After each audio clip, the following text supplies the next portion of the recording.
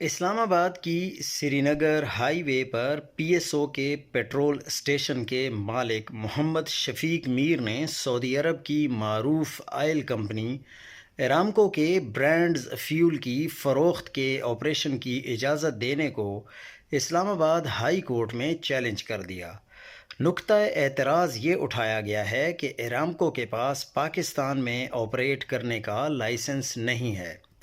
اسلام آباد high court نے petition سماعت کے لیے منظور کرتے ہوئے اوگرا، ایرامکو، اسکر آئل اور دیگر حکومتی اداروں کو نوٹسز بھی جاری کر دیے۔ بات اور کچھ بھی نہیں، صرف اتنی ہے کہ محمد شفیق میر کا سری نگر ہائی وے والا P S O petrol pump ملاوٹ شدہ پیٹرول بیچنے اور کم تولنے پر کئی دفعہ مقامی انتظامیہ کے ہاتھوں سیل ہو چکا ہے۔ یہ اسٹیشن لوکیشن کا فائدہ اٹھاتے ہوئے خوب کمائی کر چکا ہے۔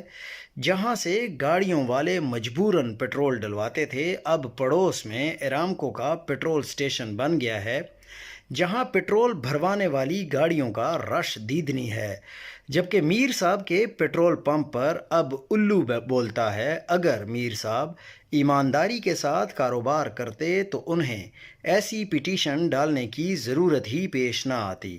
ہونا کچھ بھی نہیں ہے، بس ہائی کورٹ کو کچھ کام مل گیا اور وکلاء کی چاندی ہو گئی۔